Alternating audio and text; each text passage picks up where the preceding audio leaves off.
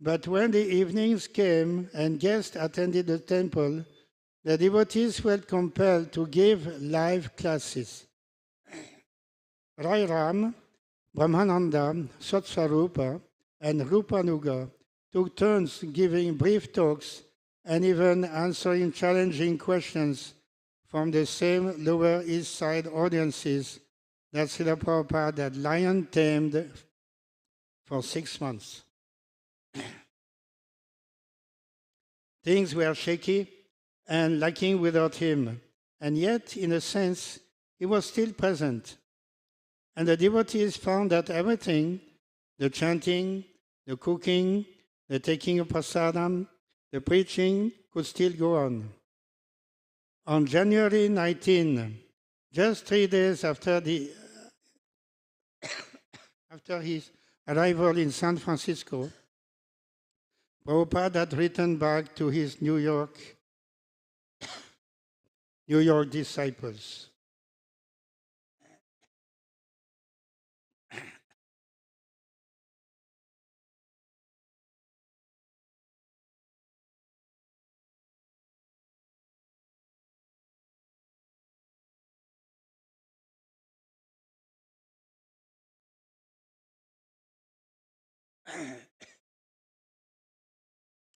They were his spiritual children and were very dear to him. Although far from his homeland, India, he had not thought first of writing to anyone there. Since he was a sannyasi, he had no interest in writing to any family members or relatives. And as for writing to his god brothers, there was not much importance in that, since they had repeatedly shown their reluctance to help. But being in a new city among new faces and having met with the initial fanfare of success, Prabhupada had wanted to share the news with those most eager to hear from him. He had also wanted to reassure his disciples, whom, after only a few months of training, he was expecting to conduct the Krishna consciousness movement in New York. Except from his letter. First letter of Prabhupada, that is very important. My dear Brahmananda, Hayagriva, Kirtanananda, Satsvarupa, Gargamuni, Achyutananda, Jadurani. Please accept my greetings and blessings of Guru Gauranga, Giridhari, Gandharvika. You have already got the news of our safe arrival and good reception by the devotees here. Mr. Allen Ginsberg and about 50 or 60 others received us on the airport, and when I arrived in my apartment, there were some press reporters also who took note of my mission. 2 or 3 papers like the Examiner and the Chronicles, etc., have already published a report. One of the reports is sent herewith. Please find. I wish that 1,000 copies of this report may be offset printed at once, and 100 copies of the same may be sent here as soon as possible. I understand that you are feeling my absence. Krishna will give you strength. Physical presence is immaterial. Presence of the transcendental sound received from the spiritual master should be the guidance of life. That will make our spiritual life successful. If you feel very strongly about my absence, you may place my picture on my sitting places, and this will be a source of inspiration for you. I am very much anxious to hear about the final decision of the House. I wish to open the House by the 1st of March 1967, and arrangement may be done dexterously in this connection.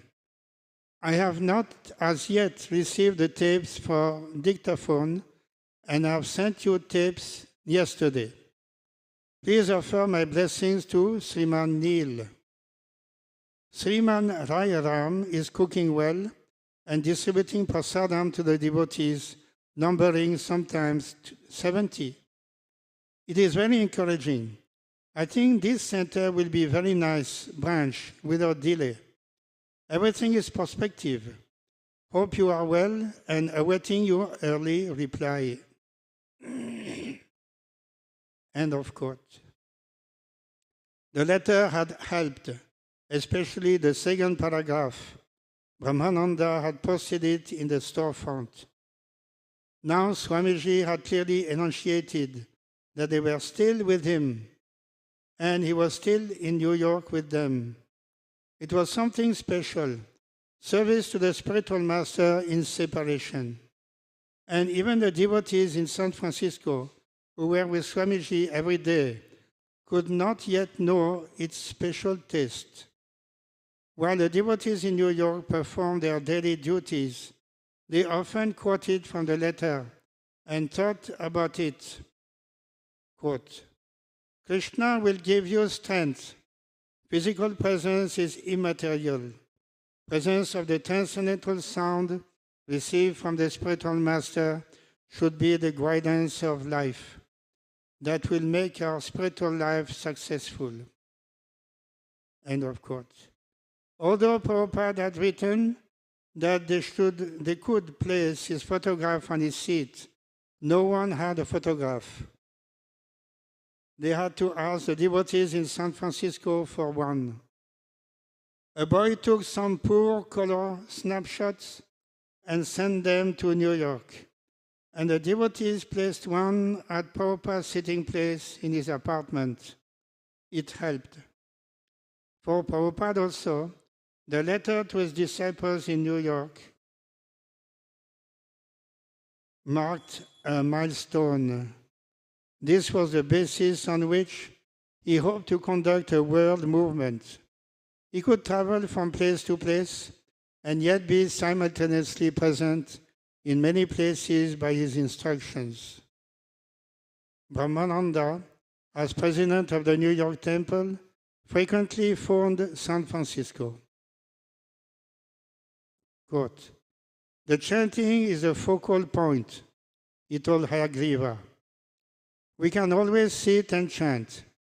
We are beginning to understand what Swamiji meant when he said that worship in separation is more relishable. End of quote. And Srila Prabhupada wrote to his New York disciples regularly, at least once a week. Brahmananda got most of the business instructions. Arrange to purchase a new building in New York. See Mr. Kalman and get copies of the Kirtan record. Get a copy of the movie a filmmaker had made of the devotees. Investigate the possibility of publishing Bhagavad Gita.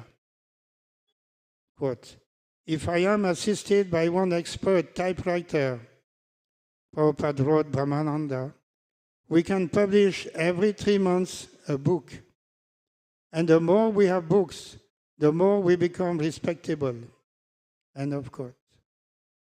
Satsvarup got a letter from Prabhupada asking him to type the dictated tapes of the new book, Teachings of Lord Chaitanya.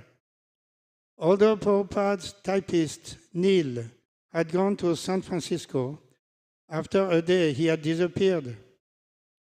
Quote, I think you have 5 tapes with you because I have got only 3 with me, Prabhupada wrote. See that the tapes do not miss. Satsvarup had written, inquiring how he would be able to understand transcendental knowledge. Prabhupada replied, you are a sincere devotee of the Lord, Prabhupada replied, and certainly he will bless you with auspicious advancement in the matter of spiritual understanding. End of quote. Rai Ram got a letter encouraging him to continue publishing the magazine Back to Godhead. Back to Godhead will always remain the backbone of the society. Your ambition should always be how to improve the quality. End of quote. Achyutananda, one of the youngest devotees, only 18, was now working alone in the kitchen. In a letter, Srila Prabhupada wrote to 5 devotees, signing his name 5 times. He told Achyutananda, quote, "Since Kirtanananda is absent, certainly you are feeling some strain. But the more you serve Krishna, the more you become stronger. I hope you are being properly assisted by your other God brothers." End of quote. Prabhupada advised Gargamuni, also 18, to cooperate with his older God brothers. Asking whether Gargamuni had gone to see his mother, Prabhupada said he hoped she was all right. Since Gargamuni was a temple treasurer, Srila Prabhupada advised him, checks should be drawn with full deliberation. Prabhupada wrote Jadurani, "I always remember you as the nicest girl because you are so devotedly engaged in the service of Krishna." End of quote. She had informed him that she had been cheated by a boyfriend.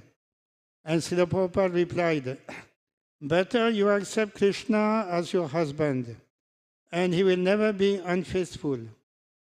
Devote yourself, therefore, 24 hours in the service of Krishna, and see how you feel happy in all respects." End of quote. Rupanuga had written Prabhupada that the temperature in New York had dropped below 0 and that there had been a 2-day blizzard. Srila Prabhupada wrote, quote, "Certainly, this situation would have been a little troublesome for me because I'm an old man. I think Krishna wanted to protect me, shifting me here in San Francisco. Here, the climate is certainly like India, and I'm feeling comfortable, but uncomfortable also, because at New York, I felt at home on account of so many beloved students like you. As you are feeling my absence, so I am feeling for you. But we are all happy on account of Krishna consciousness, either here or there. May Krishna join us always in his transcendental service." End of quote. The neophyte disciples in New York felt assurance from their spiritual master's words and by their own experience. Service in separation was a transcendental fact. They were improving in chanting on their beads, and the New York Center was going on. "So long our kirtan is all right," Prabhupada wrote, "there is no difficulty at all." But there was one difficulty. Attempts to purchase a new building, which had gone on smoothly while Prabhupada had been present, had become a great problem as soon as he had left. Shortly after Srila Prabhupada's departure for San Francisco, Brahmananda had given Mr. Price $1,000, and Mr. Price had promised to help the devotees get their building. When Prabhupada heard this, he became perturbed. Quote from Prabhupada's letter. "In the opinion of the devotees and the trustees here, $1,000 has been risked without any understanding. I know that you are doing your best, but still there has been an error of judgment. I'm not at all displeased with you, but they say that Mr. Price will never be able to secure financial help from any other source. He is simply taking time under different pretexts, changing constantly. Therefore, you should not pay even a farthing more than what you have paid. If he wants any more money, you should flatly refuse." End of quote. Srila Prabhupada remembered Mr. Price and their first meeting, at which the blonde-haired elegantly dressed businessman, his face tanned even in winter, had addressed him as Your Excellency. That address alone had made Prabhupada distrust him. There was a Bengali saying, "Too much devotion denotes a thief." Prabhupada knew that businessmen were prone to cheat and that an American businessman would be particularly difficult to deal with. Prabhupada's American disciples were innocent children in worldly affairs. He was ready to instruct them step by step. But now, without consulting him, they had become involved in an unbusinesslike transaction, risking $1,000 of the society's money without any written agreement. Srila Prabhupada had visited the building on Stuyvesant Street, and he wanted it. It was a historical, well-kept, aristocratic building suitable for his New York headquarters. It was worth the $1 lakh price, if they could afford it. But it was difficult for Prabhupada to know from San Francisco what was going on between Brahmananda and the businessmen. And the difficulty increased as letters and phone calls from Brahmananda introduced other persons involved. Aside from Mr. Price, there was Mr. Tyler, the owner, and Mr. Tyler's lawyer, who seemed independent of Mr. Tyler. And finally, there was ISKCON's lawyer, who also had a mind of his own. Although Srila Prabhupada's disciples usually surrendered to his direction, they seemed bent on listening to the businessman's promises, even though their spiritual master had cautioned them not to. Prabhupada became disturbed. His preaching in San Francisco was being threatened by fears that the businessman would cheat his society of what he had begun in New York. With no responsible advisors to turn to, Srila Prabhupada sometimes discussed the problem with Mukunda and other devotees in his room. They all agreed that the transaction seemed highly irregular. Brahmananda was probably being led on by false promises. Brahmananda, however, saw Mr. Price as a rare person, a successful man who wanted to help the devotees. Although no other respectable businessman had ever shown interest, Mr. Price listened and sympathized. And he would greet the devotees with Hare Krishna. Brahmananda was well aware of the humble economic and social position of the devotees. They were almost all ex-hippies, and they were poor. But here was Mr. Price, a wealthy man with diamond cufflinks, who was always glad to see him, shake his hand, pat his back, and speak appreciatively of the religion of India and the moral behavior of the small band of devotees. Mr. Price had received a group of devotees as guests in his apartment and said nice things about each one of them. He had said that Ayagriva was an excellent writer and that Back to Godhead was the best magazine on the market and that its mimeographed appearance made it look even better than the slicks. He said he would give the devotees a movie projector, and he came close to saying that if he could liquidate some of his money, he would give them the building. Brahmananda, who saw Mr. Price a few times a week, would come away intoxicated with high hopes. The Krishna consciousness movement could rise to success through this wealthy man's patronage. After leaving Mr. Price's office, Brahmananda would rejoin the devotees in the evening and tell them all that had happened. On nights when there was no public kirtan, the devotees would hold meetings. Swamiji had named them Ishtagoshtis, to discuss the instructions of the spiritual master. And the Ishtagoshtis became dominated by talks of Mr. Price and the building. One night, Brahmananda explained why he had given Mr. Price $1,000. Mr. Price had asked for something to work with. It was like earnest money, and it was also for a trip Mr. Price had to take to Pittsburgh to see whether he could release some of his wealth to use in Krishna's service. One of the boys asked whether there would be any receipt or written agreement. Swamiji had told them to use receipts, at least among themselves. Gargamuni and Satswarupa, as treasurer and secretary, signed each voucher, and Gargamuni kept the vouchers on file.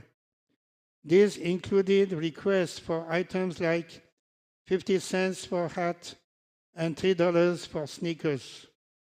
Brahmananda said he had mentioned a written statement to Mr. Price, but had not pressed the matter. Anyway, it was not necessary or even desirable, since they were not simply conducting business with Mr. Price, but cultivating a relationship. Mr. Price was a well-wisher, a friend who was helping them as charity. He was going to do big things and use his influence to get the building. This $1,000 was just a gesture to show their interest and to show Mr. Price's friends the devotees were not joking. They had some money. In fact, the devotees had $10,000, $5,000 in small donations, and a $5,000 donation from a wealthy hippie. In addition to donations, the temple had a regular monthly income of $800. Brahmananda's $400 paycheck from his job as a substitute teacher for the New York City public school system, and the $400 paycheck Satswarupa earned as a case worker for the welfare department. But the devotees were in no position to buy any building, and they knew it. All the more reason, Brahmananda explained at Ishtagoshti, why they had to depend on Mr. Price. After all, he reasoned, Swamiji himself had inspired them to look for a $1 lakh building. Swamiji knew they couldn't pay for such a building except in some extraordinary way. And Mr. Price, Brahmananda figured, must be the way. Swamiji wanted the building. No sooner had he reached San Francisco that he had written back, I'm very anxious to hear about the final decision of the house. I wish to open the house by the 1st of March, 1967, and arrangement may be done dexterously in this connection. The assembled devotees listened to Brahmananda's explanations, sympathized, and added their own understanding of how Krishna and Swamiji were working. There were a few contrary remarks and opinions, but basically everyone agreed. Brahmananda's dealing with Mr. Price were all right. When Kirtanananda and Hare Ram returned to New York from San Francisco, they consulted with Brahmananda. Then Brahmananda went to Mr. Price, who promised that if somehow they couldn't get the building, he would return at least $750. The balance of the money represented travel in the devotees' interest. But they would get the building, Mr. Price assured him. Then Mr. Price told Brahmananda the latest. He had found a wealthy financier, Mr. Hall, who had almost agreed to pay the full $1 lakh for the building. Mr. Price was working on Mr. Hall, who happened to be his close friend. Prospects seem good, but the devotees will also have to do their part. Mr. Price explained, by putting up $5,000. Mr. Price would then arrange everything else.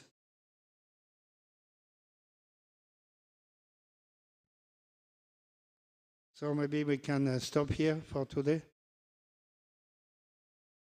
Srila Prabhupada ki jai. Any questions or comments?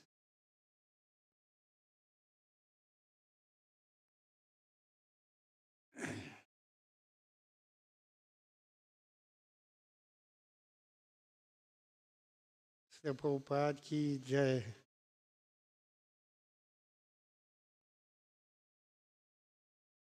Srila Prabhupada is very careful about this type of business dealings. And he was known as a Calcutta boy or Calcutta man. Calcutta in India is a business place, and all types of dealings are going on there. And Prabhupada was trained up as a family member. His father was a businessman, clothes merchant, and Prabhupada was very intelligent. And he could understand the business transactions from his Calcutta upbringing. He would not trust blindly anybody. He was very well aware that the mentality of people is to accumulate money by hook or crook, whether it be in Calcutta or anywhere else. So Prabhupada had no confidence in this type of Mr. Price or other businessmen. And as it was quoted here, that if a person is too much respectful and praising, that means he has some bad intention in his mind. We should never trust such a person. So Prabhupada was more intelligent than all his disciples together. He could understand the problem. And later on also regarding the purchase of the Bombay land in Juhu, Prabhupada showed his acumen in business dealings, his transcendental cleverness. It was something similar to that with the dealing with Mr. Nair. They also had meeting here in Hyderabad. So we were also part of it to some extent. But actually we could not understand exactly how Prabhupada was going to deal with the whole transaction. We were quite innocent also in the same manner. Prabhupada had complete knowledge of this type of business transactions. The material world is a dangerous place, and Prabhupada was fully aware of this, but his disciples mostly were completely unaware, innocent, and they were not at all afraid of Maya. They could not understand. So this is the glory of Srila Prabhupada. Multifaceted personality, transcendental, pure devotee of Lord Krishna, and at the same time fully cognizant of the dealings of this material world, and very expert in maneuvering so that the mission of Krishna consciousness may be spread all over the world. Some of his Prabhupada's God brothers were in a not exactly in an appreciative manner, but more in a derogative manner, where they were telling that Prabhupada's success in spreading consciousness, Krishna consciousness, because he is a good businessman. But this is not the whole picture. Prabhupada is first of all a pure devotee of the Lord. And because of being a purity, having pure consciousness, Krishna is speaking to Prabhupada directly. And Prabhupada understands what to do in spreading Krishna consciousness. That is the secret of success of Prabhupada's mission, Chaitanya Mahaprabhu's mission. Not that because he is a good businessman, he had so much experience in his young adolescent life, and even after marriage, he had experience in business. He could conduct the Hare Krishna movement successfully. That is not the basic reason. So we understand the purity of Srila Prabhupada is being exhibited in many ways. Srila Prabhupada ki jai.